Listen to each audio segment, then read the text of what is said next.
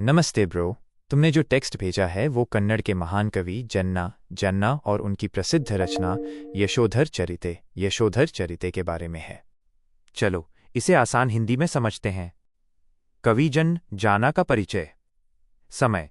इनका समय 12वीं शताब्दी के अंत और 13वीं शताब्दी की शुरुआत 1150-1250 ईस्वी के बीच माना जाता है।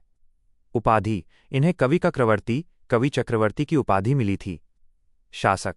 ये होयसल राजा वीर बल्लाल और दूसरे नरसिंह के दरबार में कवि, मंत्री और सेनापति दंडाधिपति भी थे। परिवार। इनके पिता का नाम शंकर सुमनोबाण और माता गंगा देवी थीं।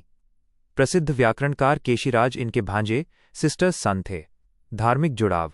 ये जैन धर्म के अनुयायी थे। प्रमुख रचनाएं। जन्न ने मुख्य रूप से ये ग्रंथ लिखे। 1. यशोधर चरिते, एक छोटा और सुंदर काव्य। 2. अनंतनाथ पुराण, धार्मिक ग्रंथ। 3. अनुभव मुकुर, कामशास्त्र से संबंधित कृति। यशोधर चरिते का सारांश, टेक्स्ट स्कोर। यह काव्य बहुत खास है क्योंकि इसमें सिर्फ 310 छंद हैं और ये पूरी तरह से कंद पद्य, एक प्रकार का छंद में लिखा गया है। प्रेरणा। यह मूल रूप से संस्कृत के कवि वादिराज की यशोधर चरित पर आधारित है, लेकिन जन्न ने इसे अपनी प्रतिभा से और भी मानवीय और सुंदर बना दिया है।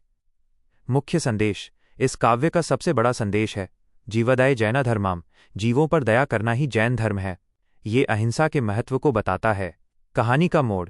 कहानी में राजा यशोधर और रानी चंद्रमती एक आटे के बने मुर्गे डोकॉक की बलि देते हैं।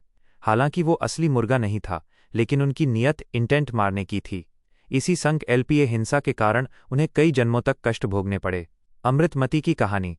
इसमें यशोधर की पत्नी अमृतमती के भटकाव और उसके परिणामों को भी दिखाया गया है, जो इंसानी स्वभाव की जटिलता को दर्शाता है। निष्कर्ष।